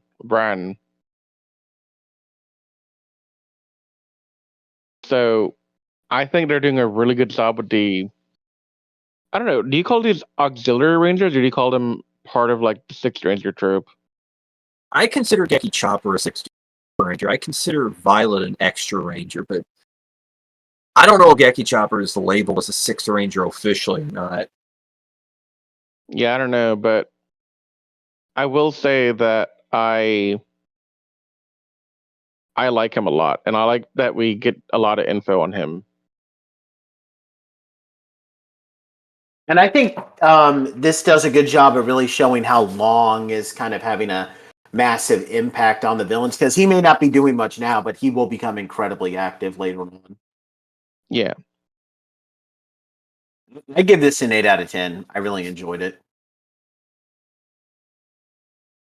I'm gonna go What Yeah. about you guys? 8.5 here. Yeah, 8 or 9. Oh, okay. I'm gonna give it a 9. Cool. Okay, we got one more episode. Spoiler alert, I hate this episode. Yeah, me too. I literally got bored of this episode. I did not pay attention at all. I was literally like reading something else while I was watching it. So Before you begin, Nate, Yeah. in case you hadn't seen my note in chat, Oh, I saw it. I somehow missed this episode into watch through because it skipped me from 30 to 32. So I haven't seen 31, so I have no opinions here. Just carry on without me on this one. Okay, well, Mhm. you didn't miss anything with you this didn't miss episode. anything. Um, Like No, nothing happened. I was gonna make a comment later that I missed nothing here because literally I saw the natural progression of story from 30 to 32. And also, the description for this episode in Nate's notes is like dinky. Yeah, it is. yeah. I can tell Nate didn't like it. It's There's called nothing- Wee Mooney Mooney. It's a Ugh. filler episode revolving around John and Ken helping out one of Natsume's classmates, Shinichi, when they get captured by this Rin Juken beast. Okay, so here's why I hate this episode. Okay, first of all, Shinichi is annoying. Okay, Oh my god, yes. this is like Rangers Help Child of the Day, which by the way, like people better get used to these types of plots because that's going to be like the whole thing when we do G-Ranger. I was about to say that same thing. You like this? I was like, you like this episode structure? No. Well, too bad there's 40 more in Zoo Ranger. Exactly. This, But okay, he's annoying himself as it. What's the structure you're referring to here exactly? Huh? What structure are we referring to when you say that? structure. He's a structure. Yeah, I said structure. that's a typical G-Ranger episode for the most part. With like Yeah. maybe Like the this- extent. Like Yeah. the kidnapping or the random The Kid. nonsensical Yeah, having the random kid. Okay. kids. Yeah. There's always a kid in every episode of Zoo Ranger like that needs help with Yeah. something. Okay. Except in like maybe a handful of episodes, like the ones that revolve around Burai. Yeah, but we don't count those. But yeah. majority of it is just helping kids. I don't. Yay. I don't even think the Shinichi even needs to be in this episode though, because like you could have had an episode where John and Ken get stuck in this little area by themselves, and maybe have this revolve around their friendship and how they need to work together to stop this. Rin Juken beast, and they're trying to make Ken out to be like this genius who, like this lazy but like intelligent guy. So you could have had him be the one who comes up with the idea of combining his Psyblade with John's booster. Like you could cut Shinichi out of this, and it wouldn't have been an amazing episode, but it would have been fine. I mean, nothing too bad, but. It's also a weirdly timed episode, and funnily enough, Riz accidentally jumping to 32 helps do this, because like the previous episode, Melee literally stole this end-all be-all weapon from Ken. You would think that the Geki Rangers would be on high alert, and yet there seems to be no urgency from the Geki Rangers. Like while Rio and Melee are literally going to the Juken Holy Ground, meanwhile John and Kim, what are they doing? They're screwing around with this kid. Like, Yeah. can you at least have Go and Ken going out to try to stop Rio and Melee? I mean, okay, at the end of this episode, Master Shafu. Are you kidding me? This is what happens in 31? Yes, this is what happens. Dude, this episode is terrible. Yeah. Exactly. Because The best way. transition- Do you want to know how this episode starts off? So How? it's basically like the Mitsuki's daughter, like Miki's daughter, is like cheered on one of the boys that goes to school or whatever, playing a basketball game, and the kid's like dribbling. He's about to make the score or whatever, and the other kid, that's his friend or whatever, is like, "Hey, pass it here. I'm open." And instead of doing that, he's like, "Nah, screw it. I'm just gonna like take the shot," and misses and loses the game. That's how the episode starts. I mean, that's fine. That's typical sports drama. Yeah, but it's what happens after that. He's like, "What?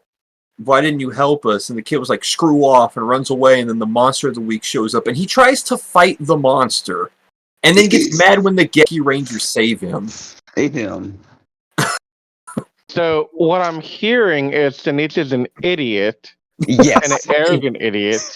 It's like the best way I can sum up my reaction to this is, that meme edit of that Michael Jordan Nike picture?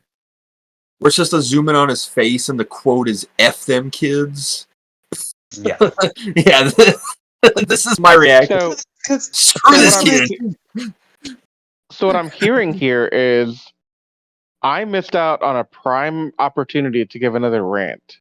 Yes, you did. Exactly. Okay, I'm gonna watch 31 and give a rant in the next episode. What's really stupid though is that like Nate, add it to the outline. It's happening. he could have easily have just said, "You know what? I have a hard time trusting people because because growing up I didn't have a good upbringing with my family, blah blah blah." It's like, why the That would be heck was something. this? It's like, why the heck was this kid talking like Jiren? Power is everything. It's like, bruh, like why are you so stupid? Like, Well, you like I do said, he understand doesn't that even playing- need to be in this episode. Yeah, he doesn't. It's He's like, just- dude, you're in a basketball team. You're on a basketball team. Of course, you're gonna have people on the team helping you. It's not just you there. It's like you're an 8th grader playing basketball. Get off your high horse. Horse. What is this about? I have to win with my power only. What are you on? What are you talking about? You're playing basketball with other people. You Good idiot. God. He's If trying you so removed hard. him, if you removed him from this episode and just have it revolve around Ken and John, okay, it wouldn't be a great episode, but I mean, it would be fine.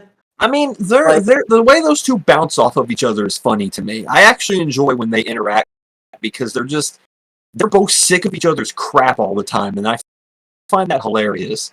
Right. But this little craphead, And like I said, in the previous episode, Melee stole this end-all be-all weapon. Like, and only Master Shafu is going to stop them. Like, can't you at least have Go and Ken go out to try and stop them? no. Like, Oh, now I understand 32 a little bit better. Yep. yeah. Okay, that's the piece of information I was missing to understand what the heck they were doing, but it didn't really matter. It was like such a small plot point. Yeah, and it's ironic. Like, Riz jumping from, like, 30 to 32 shows that you could skip this episode and miss almost nothing. The Yeah. only thing you're missing is I The didn't know ending. Safu was the only one to go off and get the dagger back. Yeah. That's the only thing I didn't know literally because I was very confused at the beginning where Safu, spoilers, Safu is chasing them and the rest of the Kensei are trying to recover the dagger from them in the beginning part of the episode. Like, I was confused why they were doing it and not the Rangers, but now I get it. They were too busy dicking off. That's putting it lightly. but it's also like they do have that whole we can't fight or interfere because we made a, I guess, promise or whatever, and it's like that's the whole reason why they shouldn't be out there trying to stop him because they made that promise. I'm not going to spoil it, but they do a really creative thing to get around that rule. Okay. Yeah. I like what they do to get around that rule. But this episode was just bad. I give it a 1 out of 10. Because I didn't see the episode and because it has no impact on my watching of 32, I'm going to give it a 0 out of 10. I was going to give it a 1, but I'm going to give it a 3 because we had some good laughs talking about it here just now. Okay, okay, that's the one thing that we could talk about there. What about you? -5. Oh man, we're whipping out the negatives. Yeah. No. Anthony, you messed up. The correct answer here is it's under -9,000. Oh, you know what? Stop.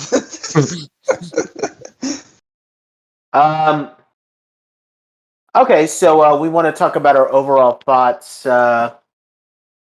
What do we think with like how the plot has kind of expanded in our last episode? Like, what do we think about it? I mean,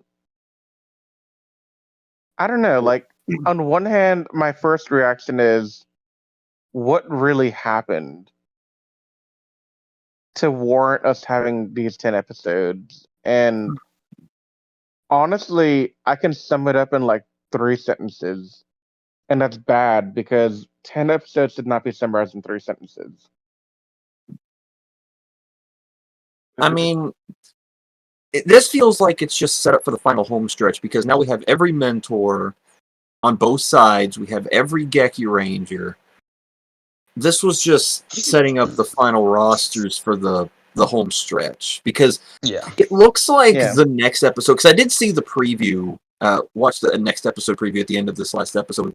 Watch, and it sounds like we're setting up for like maybe the peak of the season with the tense is starting to boil over and everything.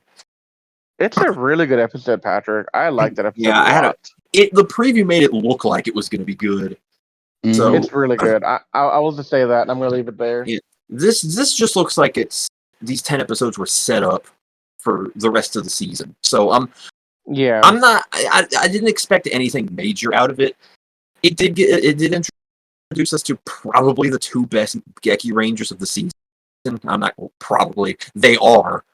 And, exactly. Well, so they introduced the 2 best. I was gonna say they introduced the 2 best Gekirangers, and they also do a heck of a lot better job of giving background and character development for these 2 than they did for the other primary rangers. And I liked the dynamic that what was his name? The rage guy that was introduced earlier on in these 10 episodes. Maku? Yeah, Maku.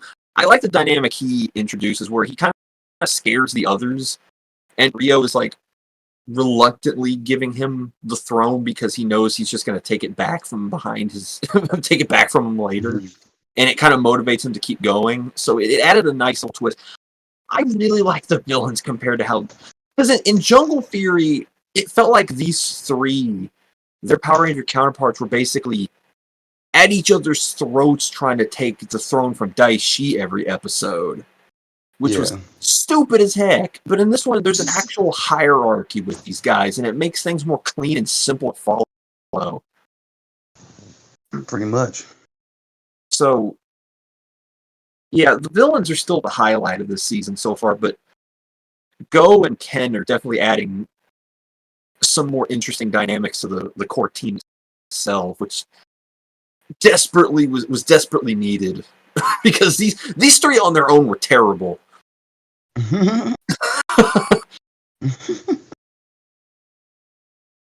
Is there any individual commentary we want to give? Well, okay. I don't think. Rio and Melee. It's still pretty par for the course. I don't think they did anything major this time. No. No, nothing to be noteworthy. The only thing we really got was Melee showing some hesitancy and being truly malicious. I did like that, but that was the only thing of note. That's just continuing her personality from prior. Yeah. Melee has said from the beginning, she is here to support Rio.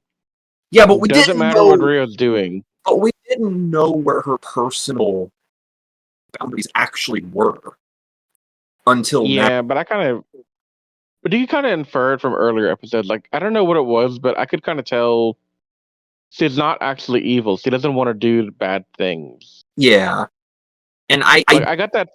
I really feel like something is going to come of that later. Oh, I hope so. It better. Yeah. And this long guy, very, very interesting character. He just shows up. He seems like he knows what's going to happen, which is kind of bizarre. This guy has me intrigued because he's just mysterious. Yeah. You guys have no idea how great this guy is going to turn out to be. Yeah, I already like him a lot. The only thing I do know is that he is technically the main antagonist. I just don't know anything else about him. Yeah. Because he's even in the credits. You're like, oh. Yeah, I know. We finally got the second intro at one point during these episodes too. Yeah, I was really just annoyed that they didn't give an intro with Go being a ranger yet, but whatever. They literally waited till after Ken joins, which is fine. It's just I just wish that we had gotten a little. Ken joins, they update the credits literally in the same episode that Ken becomes Geki Chopper. Yeah. You see him in uniform in the opening credits before you do in the actual show. Right. Yeah. It's like in I remember Power Rangers doing this twice. They added Eric to the credits to show him being the Quantum Ranger in the episode where he becomes the Quantum Ranger. Which okay, fine. You probably guessed that he was going to become the Quantum Ranger, but the worst was in RPM, where they add Jim and Gemma to the credits as the Gold and Silver Rangers when you find out the episode where they're the Gold and Silver Rangers, and at the very end of the episode they reveal their identities, and it's it's Jim and Gemma, and it's wow! Well, you spoiled that for us in the opening credits! So it means nothing! That's why I'm glad that in Space didn't credit Andros in the first episode. I like that. That was a real nice touch that they did for in space. Exactly. But yeah, sometimes the intros just don't care. Yeah. Although this is the first time I've seen Sentai do that. Because, I mean, Sentai is usually pretty good with their openings, actually. Yeah. Yeah. Do we want to add anything about...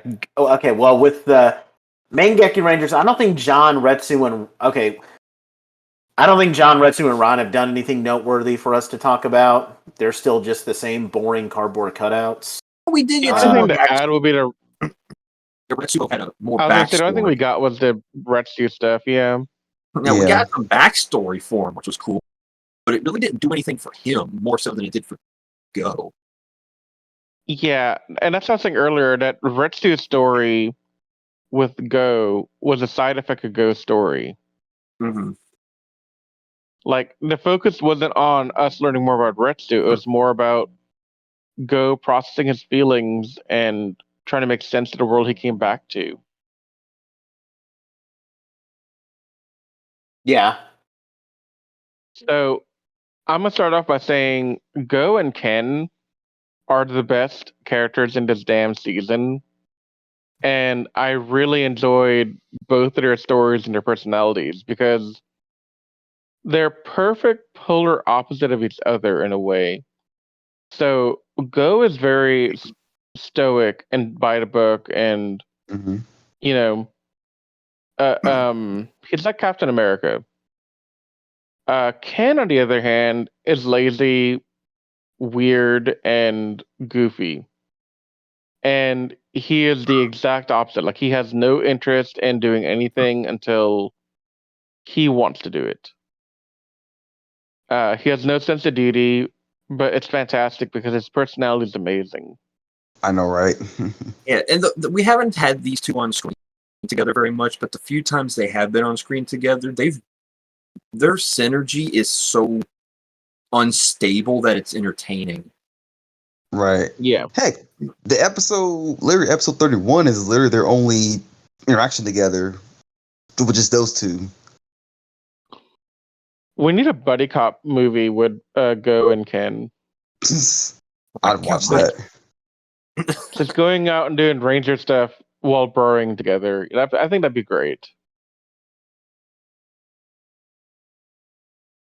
But I've given my 2 cents on these two characters at great extent in this review. So I mean, I have nothing else to really say about either one at this point. Me neither. Do we have any closing thoughts we want to make then? Yes. Are we done yet with the season? Not quite, Riz. We have 2 more podcasts to do. I'm so close to the end of Gekiranger. I mean, remember what I said so- earlier? An ending can salvage a season for me. So Exactly. Okay. I'm excited to see how this whole thing wraps up because if the ending is good, then I can forgive the beginning. Okay, so here's the difference in Senkinzer and Gekiranger. By this point in Senkinzer, I could start to see the value of Takaru and the value of the Sentai season as a whole. Like I started to say, okay, this is not too bad. I'm starting to like it. Gekiranger, I like the 2 characters, but that's about it. Oof. Yeah, well, we also don't know what's going to happen in between here and then either. So yeah, so I mean, as of right now, my closing thoughts are: if they're gonna pull a Senkinzer where the ending's gonna make me like it, they have a lot of work ahead of them to get there. yeah. Oh, I'm definitely not expecting it Because- to and turn around so hard with Shinken that I'm like, oh my god, this is like a top 3 season. No, it's not getting there. I don't care. No, it's not. I don't care. Well, Anthony, this is Anthony's favorite season that he picked for us to review.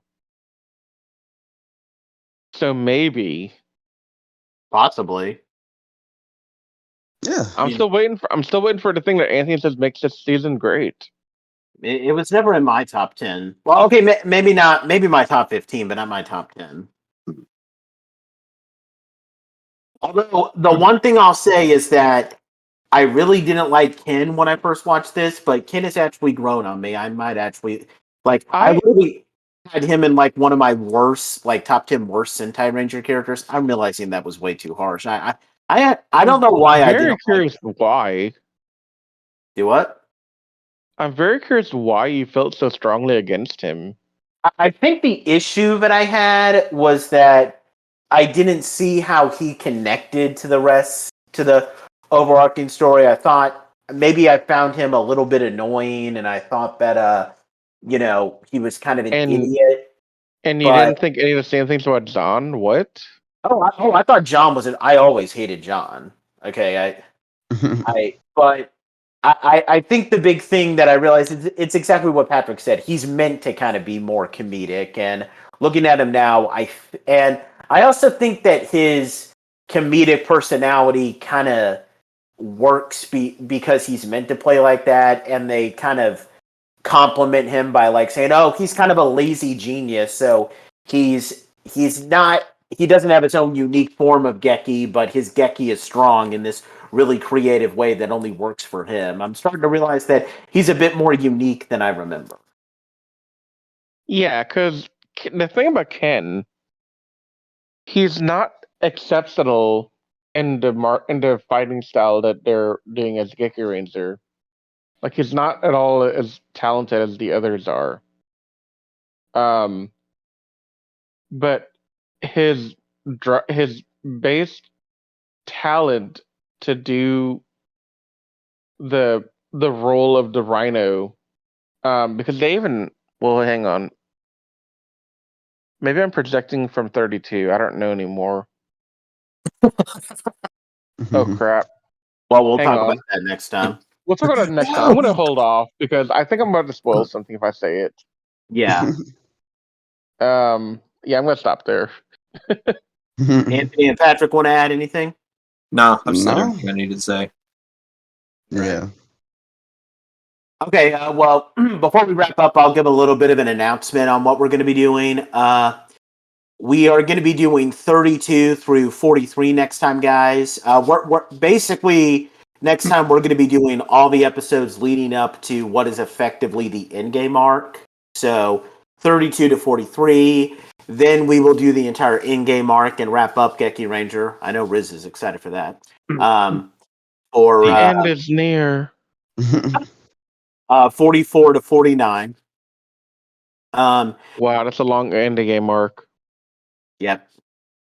And after that, we will be actually taking a bit of a break from just a preview on what we're going to be doing after Gekiranger. We'll be taking a break from Sentai. We're actually going to be reviewing the Gridman series. It's 39 episodes. We look forward to that.